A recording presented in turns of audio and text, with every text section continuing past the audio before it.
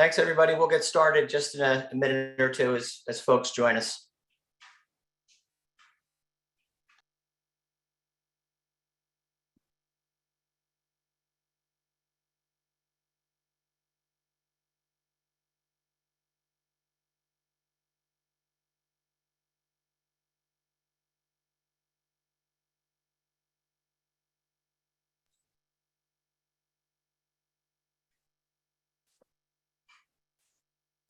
Okay, I think we're going to get started. My name is Pete Connors. I'm the Executive Director of the CFA Society of Philadelphia.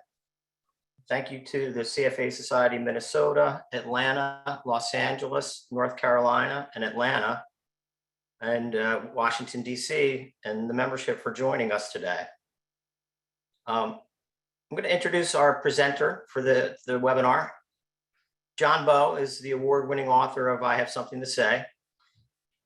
He is a speech and presentation consultant specializing in corporate and individual presentations. He's worked with students, business and charity leaders, entrepreneurs, and executives from all around the world. John contributes regularly to CNBC about public speaking, and he's written for many publications. So John, I'll turn it over to you to start the presentation. Great, thanks, Pete. Hi, everyone. And I want to thank again the heads of all the CFA societies.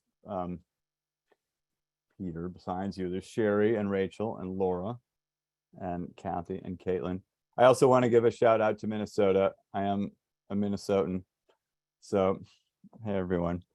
I want to say from the beginning, I'm not here because I'm the world's best public speaker, and you will probably realize that immediately. I am here because I was a journalist for most of my life. I wrote for the New York Times Magazine and the New Yorker, and I wrote a lot about social justice stuff, and I discovered the subject of public speaking totally by accident. It's probably the least cool thing out there in some ways, and it was totally not on my radar. I hated public speaking, and I discovered it just through from a weird angle in a weird way, and realized, oh, this is the most helpful IP I've ever come across. And it's this sort of long lost art that kind of was cast off. It became uncool 2 or 3 centuries ago. And now we live in this world where everyone's terrible at public speaking, and we don't know that it's a thing and that you can learn it. So my goal here today, really, I'm trying to become the world's best teacher of public speaking, because I think for me, politically or whatever, I have an agenda. I want everyone to be able to talk better. I think that would be good for humanity. But I'm going to talk for about 30 or 40 minutes, and at the end, we'll have time for some questions and answers. A lot of you submitted ideas about what your next public speaking engagement is, or a meeting, investment, pitch, or anything like that, and we can circle back to a lot of those. Some people just talked about tips, do's and don'ts, how to not be anxious. We'll cover just about all of that. And there's a handout that you'll receive at the end of this that has some really concrete instructions. So if nothing I say makes any sense at all, or it just kind of goes in one ear and out the other, this handout will give you some really concrete steps about how to put this stuff in action.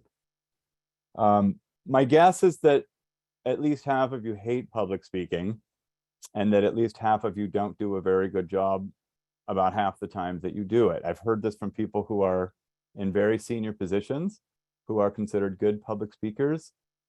They are terrified when they do it. They feel like they mess it up half the time. They didn't say what they wanted to say. And so it's this huge problem out there. It's extremely difficult for people, and it causes a lot of bad feelings, causes certainly a lot of boring meetings and bad presentations. So my hope is that in an hour from now, when we leave this, you will have made a big step towards not feeling so awful about it, and having some hope that there's really a method that can get you through it and make this a lot easier. So I teach public speaking in my own way. A lot of people associate public speaking with this emphasis on learning to relax and not be anxious and put your shoulders back and talk in this really smooth way. And I don't really care about any of that. I break it down into 4 parts. And the first part is thinking, and just learning how to think about speech in a different way than we all are taught at school. The second part is writing, because the way that you write for people's ears is really different than the way that you write on the page or in an email. And if you know how to do that, it makes it just much easier to connect with people and not feel so awkward when you're presenting to them. The third step is practicing, just learning how to practice this so that it begins to feel a bit natural. And the fourth part is delivery, which, you know, could be your lights in a Zoom meeting. It could be just how to use your voice, how to slow down and get rid of all the ums and ahs. And today we'll focus just on the thinking, which for me is the most important part, because none of us know how to think about public speaking, because none of us were taught anything about it in school. So I'll begin just by talking about what does it mean, what is public speaking, and what does it mean to think about it differently. So the average American talks this, you know, speaks 16,000 to 20,000 words a day. And if you think about our education, we go to school for 20 or 25 years, and every single thing we do is on paper or reading. We read, we do our assignments, we learn math, but everything we do is passing pieces of paper or whatever, screens, we do it on screens. But there's almost nothing about this speaking. And then we graduate and join the work world. And suddenly a big, huge part of our life is meetings, pitches. All of you are in the business of talking. You could say that you are professional public speakers. You sit there at your desk and you do stuff on your screen, you know, and I'm assuming most of you are educated in econ and finance and, you know, different kinds of math and stuff like that. But then you graduate, and your job in a way is to be a professional public speaker. And if you're terrible at speaking, you're not going to do as well in your job. And you're going to walk around half the time thinking, you know, you're going to have this big disconnect, because part of you was really smart and educated, but then when you have to talk about all of the stuff, you know, it doesn't come out well. And so there's this constant disconnect. And I think for most people, they walk around thinking that it's an emotional problem. We talk about speech anxiety as if this is some deficiency with your emotional life, or you have a psychiatric problem. And so when I talk about thinking, we need to think about public speaking in a different way. It's realizing this isn't my personality, it's a skill that I never got taught. It's like cooking. So you don't hear about cooking anxiety because everyone has it down, you know, like I could just look up the recipe for this, and it's got 2 cups of this and 1 cup of that and 2 teaspoons of that.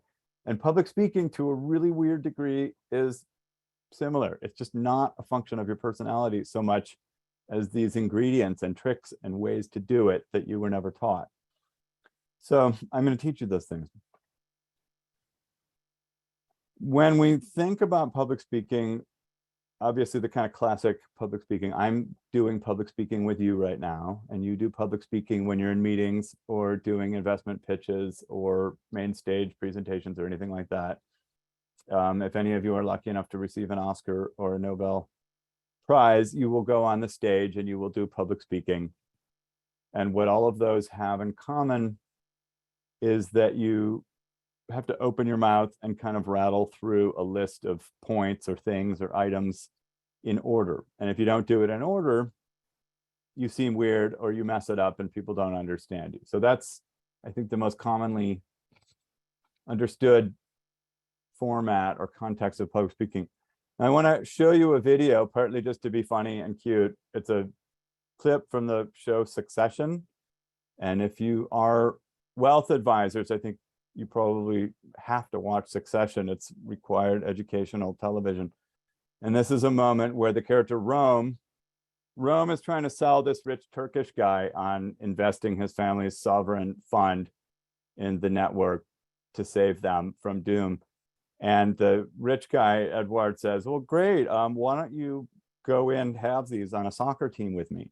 So Rome suddenly finds himself the co-owner of a soccer team. He doesn't know anything about soccer. He's totally uncomfortable talking to anybody about anything. And now in this clip, he's put on the spot and forced to talk to these soccer guys who he doesn't know. So I'm going to share my screen and see if I don't screw this up too bad. Share. And it's not working good. Here we go. Rome? Thank you. Yeah. Hey, really proud to be associated with you guys. Well, can I tell you that you don't already know? You got all this, guys. Don't worry about it. Because you guys are a team. And when a team is a team. It can't actually physically be beaten. It's impossible. So go hard, go fast, go, you lovely bastards. Go, you lucky bastard. What am I supposed to say? I have no idea. I love that, and I hope that the naughty word doesn't bum anybody out. But for me, it really is just this classic. That's what it feels like when you're doing public speaking. You know that you're smart, you know stuff, you're not an inarticulate person, but you find yourself doing what he's doing there and saying, because when you're a team, and you just can't explain it. And that pain, I mean, this is a guy who's in that pain a lot of the time, but the pain, you see him at the end saying, I don't know what was I supposed to say? And that to me is what it feels like to fail at public speaking. And I think it happens again and again. So if anybody read the one-page thing that I handed out before we met here today, there's a clip from this writer, David Foster Wallace, in which he is in his apartment with someone and he's trying to get that person out of his apartment. And he's going through this list of 10 different ways he could say it. Like, hi, well, it's been great hanging out, but I guess I need to go do something else now. And he runs through this list of like, I need you to leave. I need you to vacate my premise now, immediately, please. And to me, that gets at what public speaking is more than anything else. Inside is your mind, that's your private world or whatever. And outside of your mind, outside of your brain is the public. And you're always choosing, what am I going to say? What are the best words to say? And how am I going to say them? And that right there is the heart of public speaking. If you do it well, people think you're normal and nice and easy to understand and easy to get along with. And if you do it poorly, people think you're horrible or difficult or hard to understand. And so for the Greeks, the word oratory, the root of the word oratory meant to interpret or to select. And that's really the heart of everything we do when we communicate with people. We're always selecting. And so to wind up, when I said what we need to learn is how to think about that process better, it's realizing, oh, there is an art to this selection. I'm not just going to guess all the time and hope that it works out well. I don't want to end up saying, because when you're a team, you're right. And that's not what you want to be doing when you're explaining investments. You want to have a method.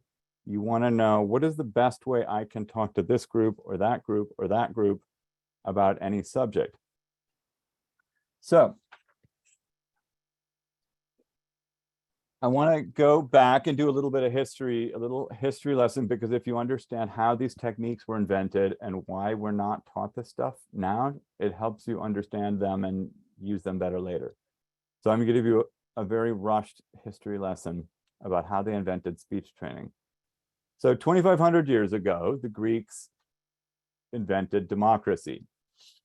And that's a simplification, but I'm going to go with it.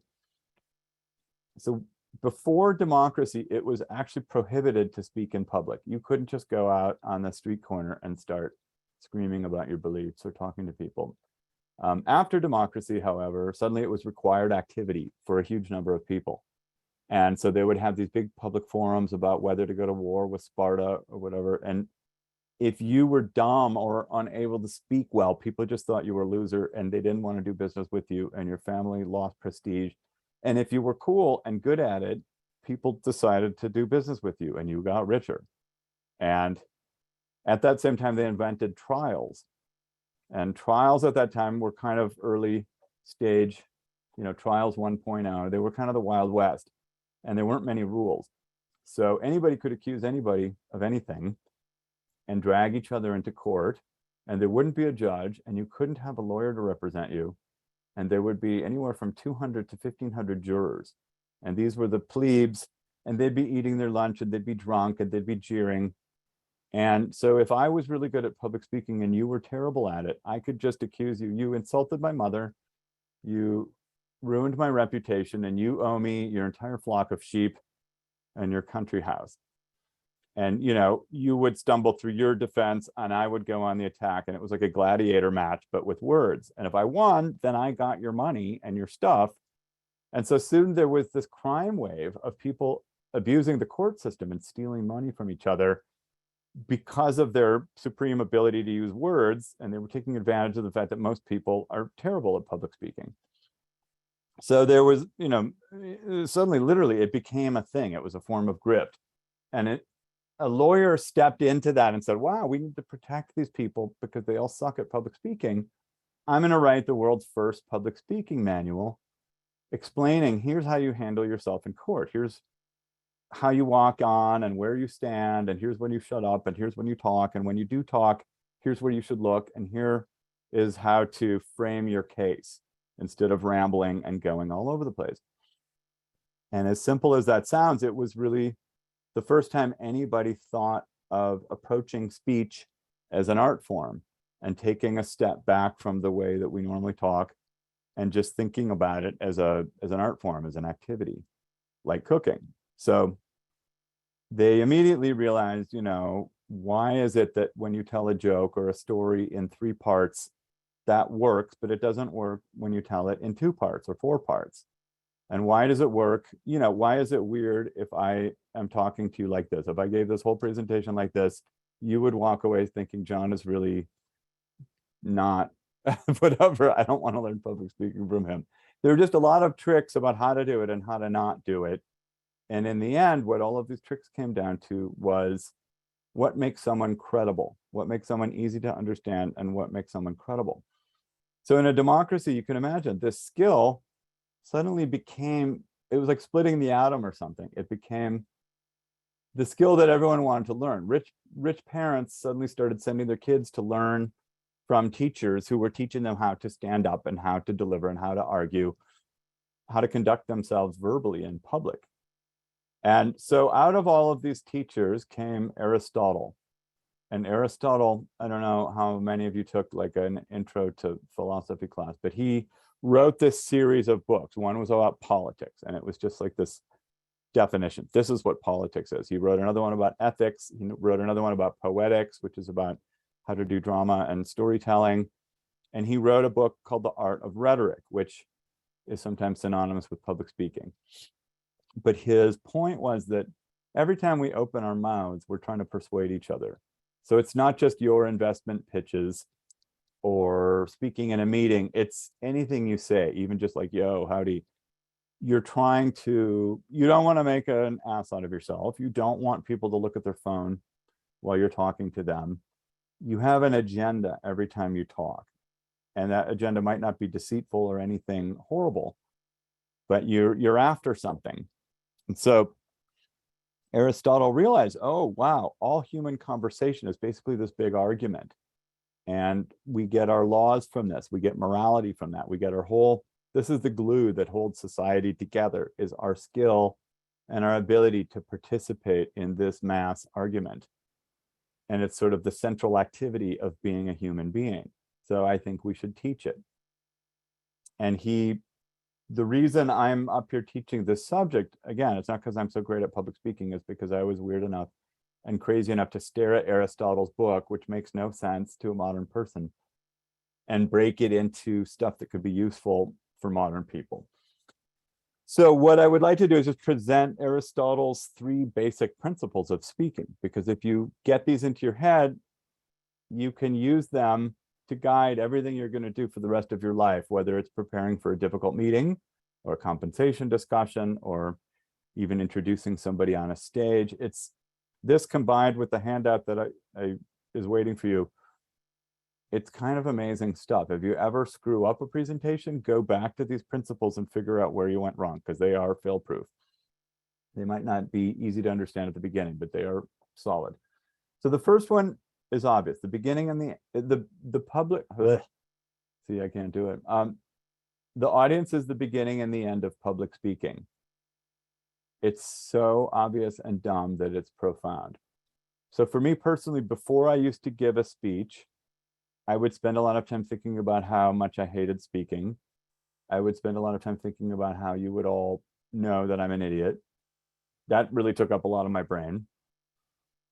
I would then jump into my material and rearrange it 58 times, as if the 57th or 58th time would be the magical one that would make it great.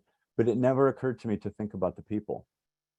the people I was talking to. So if I was talking to fifth graders, if I was talking to 58-year-olds, it didn't matter to me. I was completely locked in my own brain, as if public speaking is an antisocial activity. Now, the point of this is, if your public speaking was all about just giving people some information, you could send it by email. So there's a real reason why you're in the room with these people, even if it's on Zoom, and it's all about them. They come first. They're the organizing principle of every decision you make about how to do public speaking.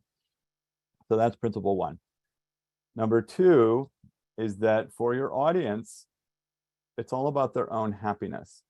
The only reason people listen to you about anything is for clues or information about their own happiness. So that doesn't mean that you talking to them an investment pitch or a meeting or anything, like you have to be funny and tell them jokes, but you have to make sure that you're dialed into what they want. So most of us have a temptation to go into a meeting and say, here's my investment pitch, here's this business or this fund or whatever, and it's the best and it's really smart, and here are a bunch of facts. And none of that has to do with your audience's happiness.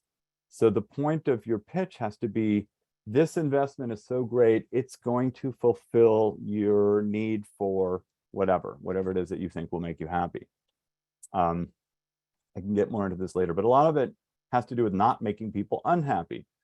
So when I decide how long my talk is going to be, it has to be the number of minutes that won't bore you or leave you under-informed. If I say and you know and like and you know, and that constitutes 7% of the words I say, that's not going to make you happy. But the main way I can make you happy is to be relevant. So if I think before I talk to you about my purpose for talking to you, right? I'm not just sending you the email with all the numbers. I'm talking to you for a reason. I heard that your boss is pushing a green mandate on you, or you've got a mandate to take advantage of a tax break in Alabama. I'm going to lead by saying, hey, I heard y'all have this tax, this mandate from your boss. I hope that this thing I'm going to talk about will help you do that. So you right away, you're not talking about how great your thing is. You're talking about how you're here to help them do whatever they need to do. Okay, so we'll come back to that more later. But again, so number one is the audience is the beginning and the end of public speaking. Number two is your audience cares about their happiness more than anything else. I forgot to do my slides. Should I do my slides? I'm not going to do my slides. Okay. The third principle is that when we persuade people, we use three things. Number one is facts. Number two is emotions. So the emotions would just be, am I being funny? Am I fear mongering? Am I making you really scared? And number three is my character. So they call it logos, ethos, and pathos. Logos is logic, fact. Pathos is emotional stuff. And ethos is character. So that's me. It's what you know from my resume, or just what do I look like, my vibe, whatever, my title. But it's also the competence with which I explain information. So if I tell you I'm going to speak for 30 to 40 minutes, and then I speak for 60 minutes, I suck, and I just destroyed my credibility. So people, in a way, don't really listen to everything you're saying. They're thinking about their cheating husband or wife, or their kid who's on drugs. They're thinking about their software problems. They have a bad back. You know what I mean? They're not bringing 100% of their bandwidth to you. They're bringing part of it. And mostly what they're just seeing is your social performance, okay? They're going to read your facts later when you email them. But in this public speaking moment, it's a social cognition exercise. You're demonstrating to them that you're able to think about their happiness, and that when you say you're going to speak in three different parts, and this part is going to be about this, that part's going to be about that, that part's going to be about the third thing, that you really can do that. They're just evaluating whether you are a competent human being. So we have a tendency nowadays to just go crazy about facts, and presentations are really just these fact frenzies, and people have a million facts on their deck, and they're unaware of the fact that that's not really the number one thing their audience is paying attention to. Now, I could go into a bunch of like neuroscience stuff and evolutionary psychology stuff to explain why this is brilliant, what these Greeks came up with 2,500 years ago. But a lot of it comes back to just monkeys, when monkeys were evolving and finding that monkeys who made bigger groups survived over monkeys who were in smaller groups. And the key to having a big group of monkeys was this kind of social cognition demonstration. So before, monkeys would read each other's flowcharts and, you know, EBITDA whatevers and all that stuff, they would basically just need to check each other out and say, are you a socially competent monkey? Okay, cool. You're in my tribe. We're done. We can move on to go fight the other groups of monkeys, or, you know, whatever monkeys did back then. Anyway, so I've been talking for a lot. It's a lot of stuff. And in a minute, I want to hurry up and get done with the part where I'm talking and hear from you and get your questions and start applying this stuff to the kinds of presentations you do. Because these rules they're all written down on the handout. You'll see them again, you'll revisit them again, and they'll make more sense when you start putting them to work. But I wanted to just back up one thing. The Greeks thought that this stuff, this social cognition stuff, was so important that this became the centerpiece of education for 2,000 years. If you went to any kind of higher education, you began in middle school and you learned how to talk. You also learned how other people are talking. And so you could learn how people were lying. You could learn how everyone else was using their abilities to persuade you. And it was sort of this pre-scientific form of psychology. It was the most sophisticated subject. You could see how everybody is an operator and everybody's walking around persuading each other. You could see how any argument can be approached from different sides. But again, Aristotle said, and it's funny because he said, this is like hocus pocus.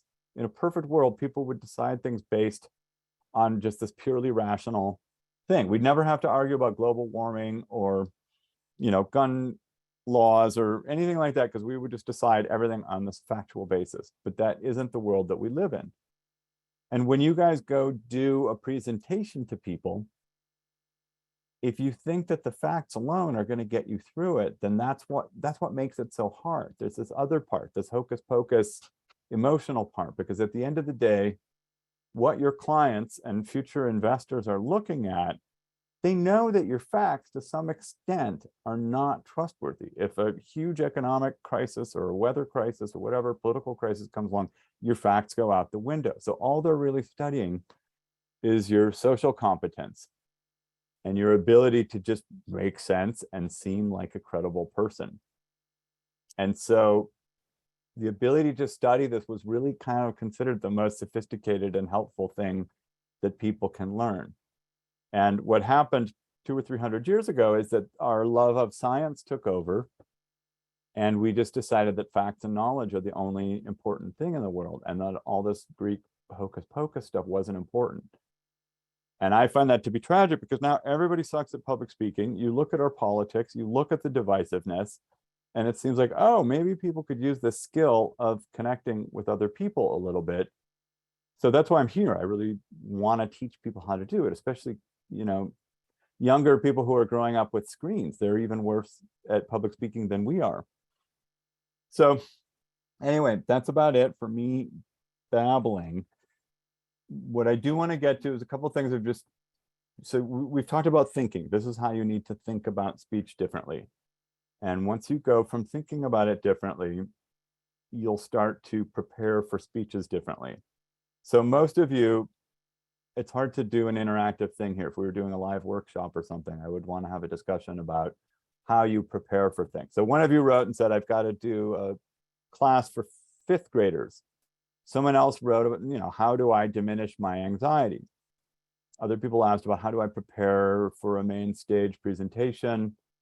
And then a lot of people had sort of internal meetings and client-facing investment pitches and presentations. And my answer to that is it's all the same stuff. You think about your audience, you think about your purpose, and then even before you sit down and write it, you want to make a list of all these things and think it through before you get into the weeds and into the facts. And then the next thing is you organize it. And organizing is weirdly important in a speech. So at the beginning, I said, I'm going to talk for 30 minutes. Oh my gosh, it's 31 minutes right now, past the hour. And you want to tell your audience from the beginning, hi, I see you as people. I'm going to talk about this one subject. It will be useful to you, I hope, for this reason. Here's why I'm doing it. It's for your happiness, not just because I like to babble. I'm going to talk about it in this way, in 3 parts. Each part will be 10 minutes. And at the end of it, you will know such and such. Thank you very much. Okay. And then you go through your thing and you very clearly let them know, I'm done with part 1. Now I am going to part 2. I am done with part 2. Now I am going to part 3. And that sounds boring and there's an art to it. And I'm not even necessarily great at it, but you got to do it because people see you going through and you're delivering on the promise that you made. And they think, oh, wow, you're really slick. You're really competent. And if you don't do that, it just becomes, it's like a book, you know, without punctuation or without chapter headings or section headings. It's a big, long run-on sentence. So these divisions end up being super important. And then finally, on the level of writing, I want to show something. I mentioned that writing, actually, let me back up. At the end of the 3rd part or whatever, you want to have a very clear conclusion. And if you don't, people, it's confusing to them and they sort of lose part of the value of what you gave. So for conclusions, you really want to write this in there and have a very concrete thing, even if it's dumb. Thank you. Now I am done talking. Now it is your turn to talk. But instead of it trailing off like a lot of people do, saying, yeah, no. So I guess that's about, yeah. And people just, it messes them up. So that's what I would tell you about organization. I want to show you a slide of writing. And this is really the last thing I'll talk about, because when we write for people, there's just this huge difference. You don't need to write as much for the ear as you do for the page. You can cut about 30 or 40% out of it, and people see the difference. And you come across as being just much more on point. Why is my share screen not working? Okay. So we got through that. Here's cardinal principle number 1, just whizzing through this again. The audience is the beginning and the end of public speaking. Cardinal principle number 2, audiences care about their happiness more than anything else. Cardinal principle number 3, we persuade using 3 tools. Of these 3, your character is by far the most important. That's what convinces people. And I just want to show this quick little example of writing. This is from a private equity firm I worked with last year. They were doing an annual conference, and I got to help some of the people edit their remarks and prepare.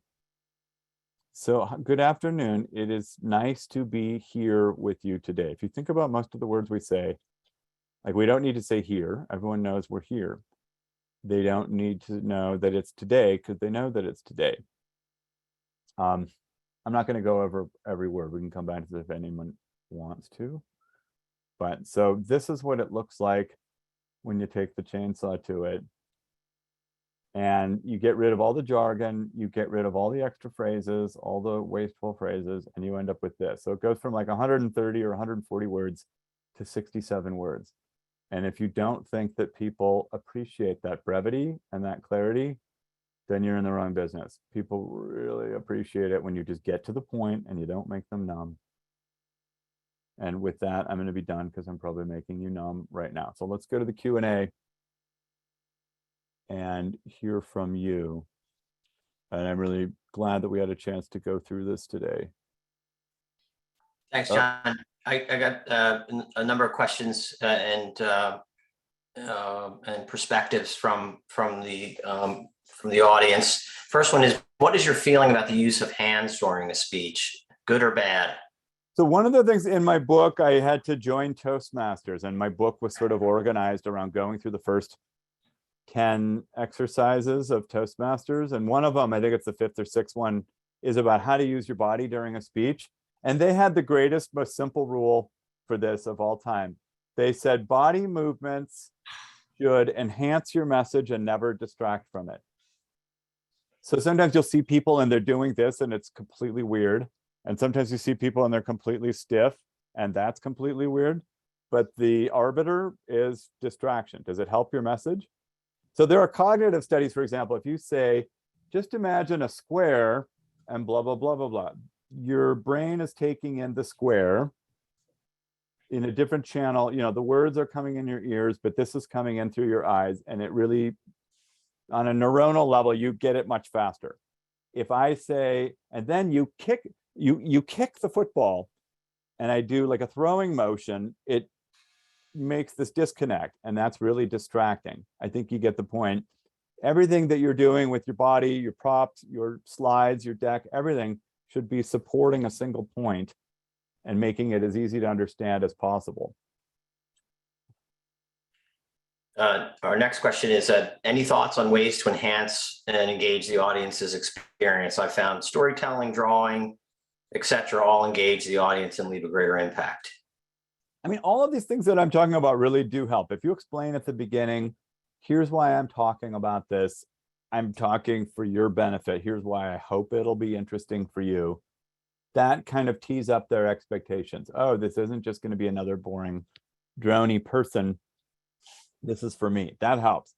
People talk about storytelling all the time, and I think it's great. Stories are obviously great. It's true that we remember a lot of stuff from stories that we might not remember if it was presented in another format. But this Greek rhetorical stuff of thinking about the audience first, like if I tell a great story, but it has nothing to do with your needs today, I could tell you great stories. I could tell you a story about the time I hitchhiked across the Sahara Desert and got lost with Tuareg nomads, but that won't help you speak in public any better.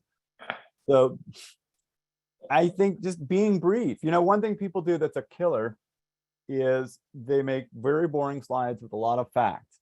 And then they turn away from the audience and they show the audience their butt and they read from a screen as if their audience is illiterate. So not only is there too much info on the screen, but you're doubling up on the message. And so that's one way to keep your audience engaged. Don't be boring. I don't think you can teach people to be like super dynamic and entertaining and funny until you get these other things straight first. Come up with examples that are vivid. If I'm talking about a disease, let's say I'm raising money for my charity and it's to cure a kind of childhood disease. If I'm going to Fujian, China, but I'm using examples of kids who are dying of this disease from Iowa, the Chinese people are going to be bored. And if I'm from Fujian and I go to Iowa and I talk about all these Fujianese kids, that's boring. But if I translate, you just translate everything into the vernacular of your audience and they come alive more. It's more interesting to them. So again, it's all tricks. It's not about having some Tony Robbins-like personality or, we're all not going to be Dave Chappelle. Next question. Any suggestions for alleviating pretty severe anxiety when public speaking, both physical symptoms as well as the dreaded mental block?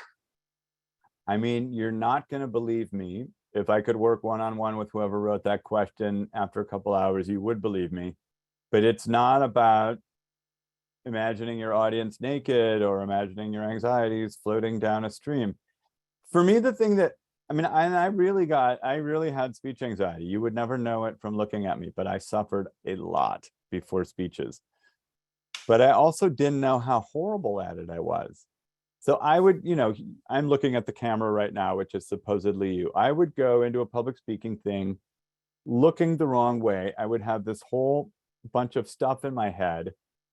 And when I said it to people, they probably were kind of knowing that I wasn't connecting with them. So they show it on their face. And then that makes me feel disconnected and awkward. And so the whole thing makes me anxious. And if that gets repeated, I just get the lesson again and again. Public speaking is terrible and I can't do it. Other people can do it. I can't. So once you start learning some of these tricks and you realize, oh, I can do this, then you get less anxious. But treating the anxiety is treating the symptom, not the disease, Next question. It's actually a two-part question. How important is humor in public speaking? And how can one minimize uhs and ums in public speaking? Two separate questions. Humor is a hopeless cause. Don't ever try to be funny. Like either it's going to happen or it's not. For me, the more I get down the basics and I prepare and I study my audience and I prepare my remarks, the easier it is to be funny. funniest thing I ever did while doing a speech was I screwed up some technical thing and I said something like, wow, what a genius. And everyone just laughed, but it was because it was completely spontaneous. But trying to be funny and planning it out, it never works. There's a book by Cicero, pretty much the best public speaking teacher in all history. He had a book that was the #1 book about this #1 subject for 15 centuries. That ain't bad. And he just said humor is just, you can't study it. So the second part of the question is, how do you get rid of ums and ahs? And this is weird and easy. In Toastmasters, at the end of every Toastmasters meeting, they count. Someone gives a report on how many ums and ahs and likes and so's and all these kind of filler words people use. And when it goes around and that person has 4 and that person has 6 and that person has 2 and you have 23, you learn very quickly not to be the person. And the way to stop doing that is to start talking a little bit more like this. And this is a great example of thinking of your audience, because when you're doing that at first, you think there's no way. I sound like a robot. I sound like some kind of cyborg. But actually your audience thinks, wow, how poised you are, how easy it is to understand you. Finally, someone who doesn't talk too fast. And so it is something that you can kind of learn how to do by practicing being a little bit more intentional when you speak. It's surprising, of all the different speech things, it's shockingly easy to learn that one. Great. Next question. Do you have any advice if one freezes, whether during an impromptu or even a prepared speech? Oh boy, that's a good one. Well, first of all, I think,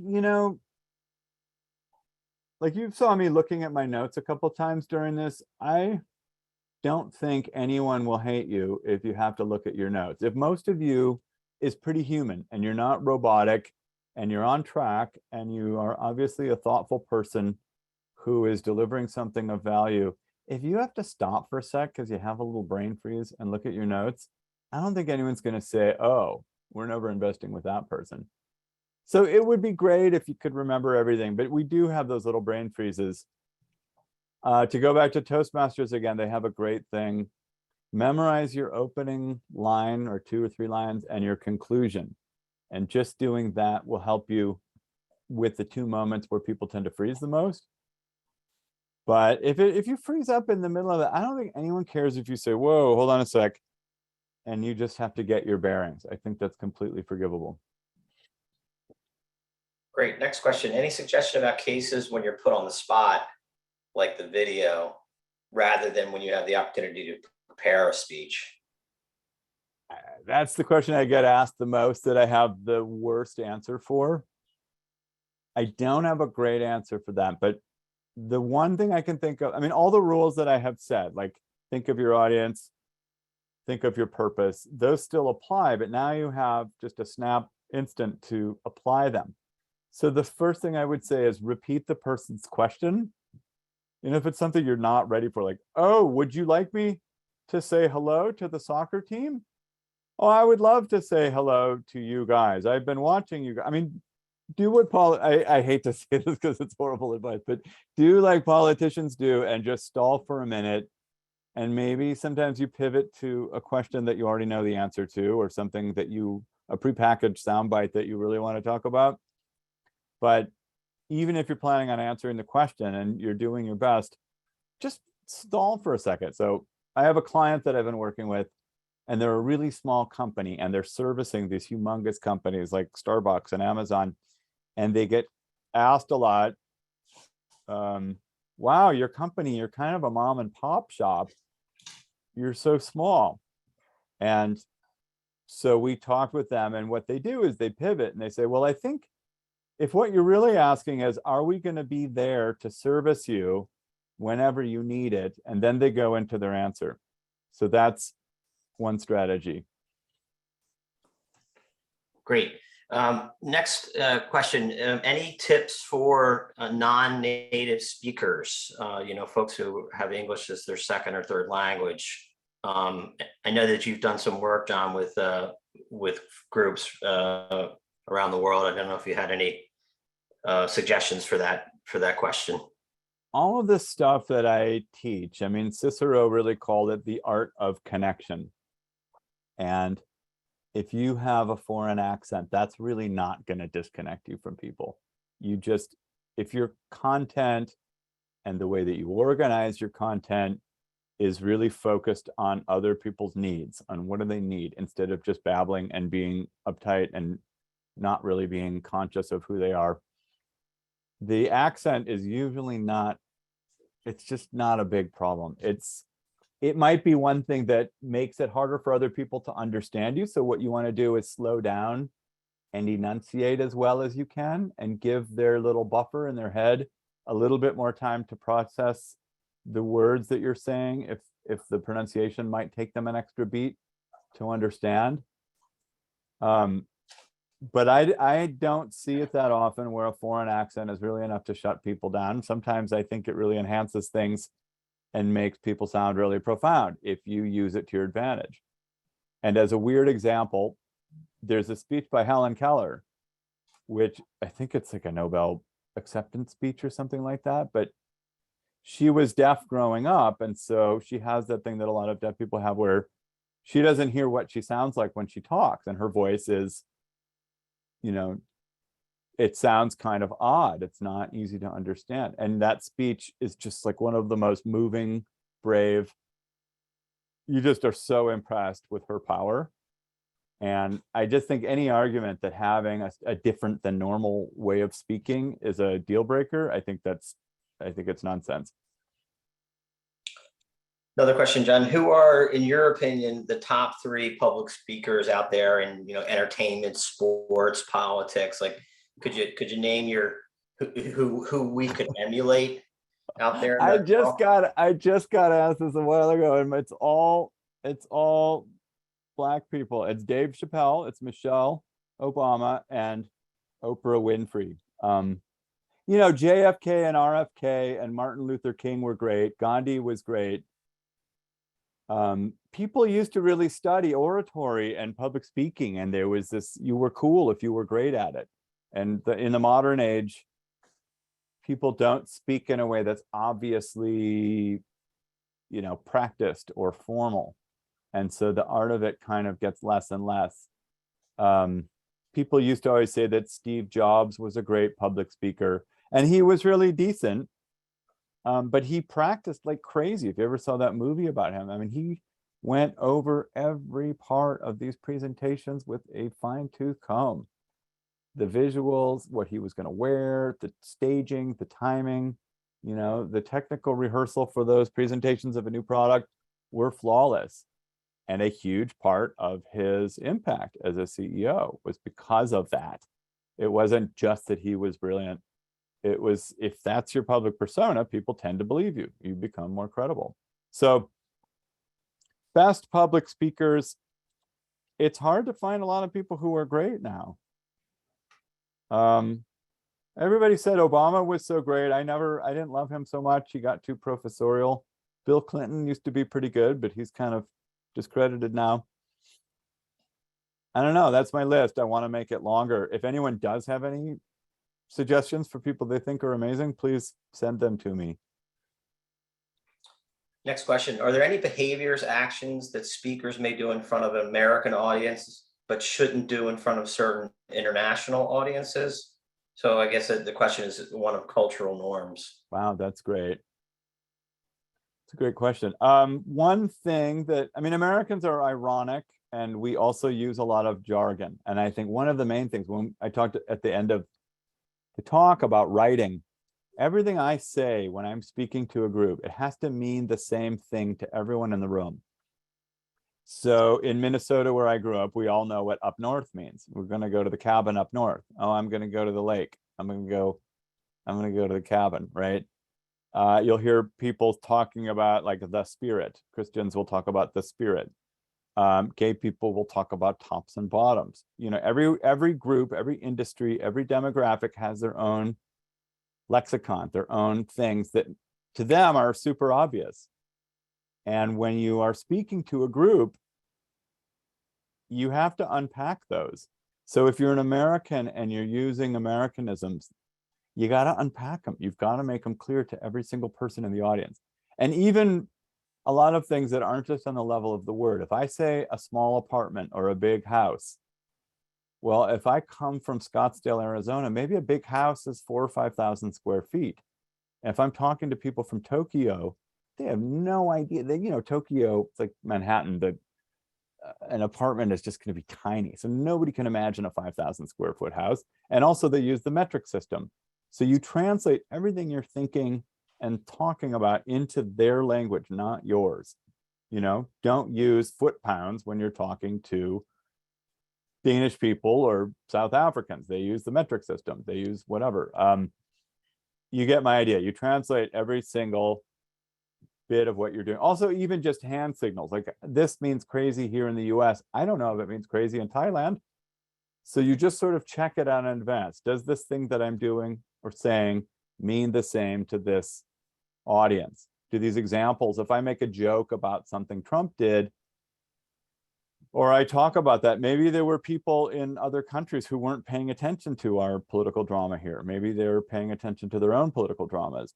So that's the kind of thinking, I think, that gets you ready for an international audience. Next question, any advice about tone? Sometimes our natural tone is not so engaging. Yeah, that's a big one, and I'm guilty of it. If you come from the Midwest, we have this very flat way of talking, and I have that too. One thing you can do, so I said we talk about thinking and then writing and then practicing and delivery. So delivery, one thing you do is to slow it down and pause more. And you want your voice to go up and down, and you want to have times where you speak more quickly or more slowly. There's something from Aristotle that's great. He said it's called correspondence to subject. If you talk about something wonderful, your voice needs to reflect a little bit that it's wonderful. If you talk about something terrible, like the death of a child, if you continue to talk about the death of a child in the way that you talked about the wonderful thing, you seem like you're crazy and you lose your credibility. So there is a need to modulate your tone. The place where I see it in every single kind of corporate and finance public speaker is they'll say, I'm really thrilled to be here today to talk to you. Like, dude, don't say thrilled in a way where your voice is not following along with that. If you need to change the word thrilled to pleased, that's good, but also just say it like you're pleased. I'm really pleased to be here today to talk to you about blah, blah, blah fund. You know what I mean? So I'm really pleased to that doesn't win people over very well.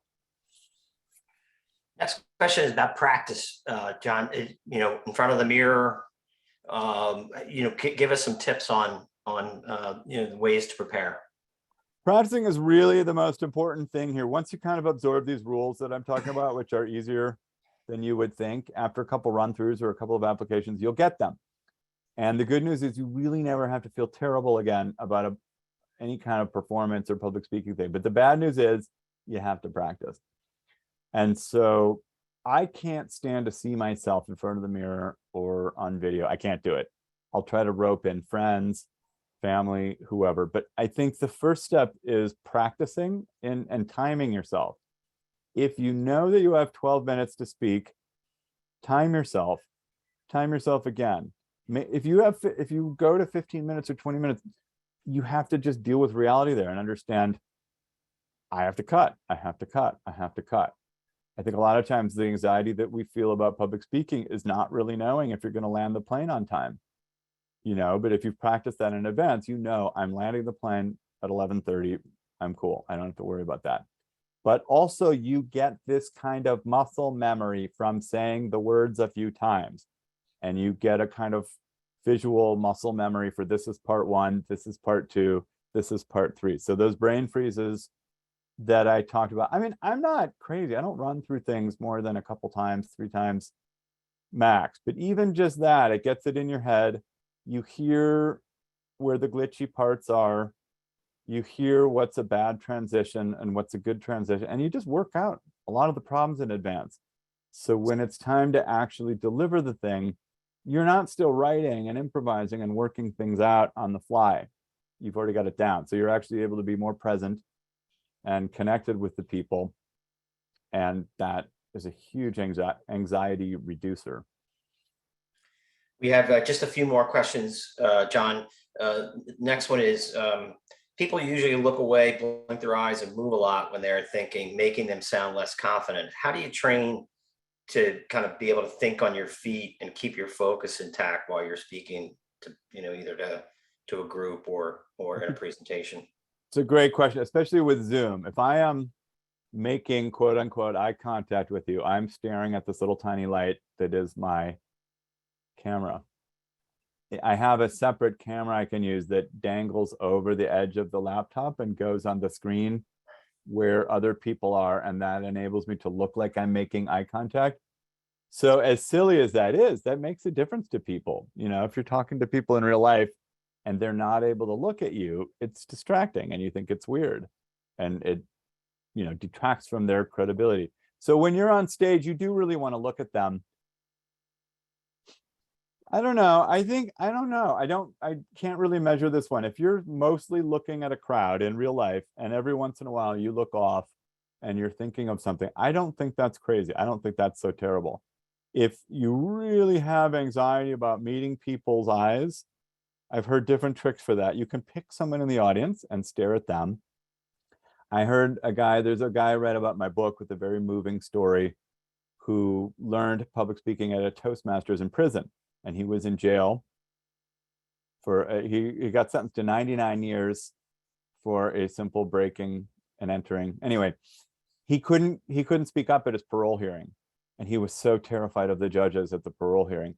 So someone in his prison Toastmasters told him, if you can't look at people's eyes, just look at their forehead. And it works because people can't tell the difference. Great.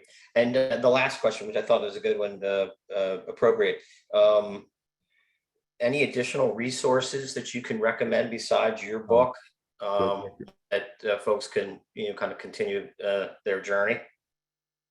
I mean, first of all, my book isn't great for learning how to do public speaking. There's an appendix at the end that is really helpful. But the most helpful thing ever, it's not a book, it's a thing. It's Toastmasters. And they're a little difficult because it's anxiety producing to go and participate at first, but they are the best thing ever. They charge almost nothing. It's a nonprofit. People are really, really welcoming, and they've been in the business of teaching people to public speak for 100 years. They have it down. And honestly, I can't recommend them enough. My whole book is like this love letter to them. Some people actually thought that I was paid by them to write such a complimentary book, but it was just my own independent conclusion. Great, John. Thank you. We will have a recording of the webinar made available by your societies in probably the next couple of hours. And then we'll also have a copy of John's slides that he used today, and as well as some follow-up material that John would like to share. Any final thoughts, John, before we sign off? Yes, please. Number one, fill out the questionnaires because I need to keep learning how to do this better. Number two, really make use of the handout. These tips are just so, if anyone knew what we're missing in our education, you'd be shocked. But these tips are really, really simple and easy, and they will just, if you do them for the next 5 presentations, you'll be much, much better, and this whole thing will become less of an ordeal. So, and if you have any questions, you can find me on my website or through LinkedIn, and I'm usually happy to answer whatever I can. So thanks a lot for having me, Peter, and the rest of you, and I hope everyone finds this helpful. Great, John. Thank you. Thank you too.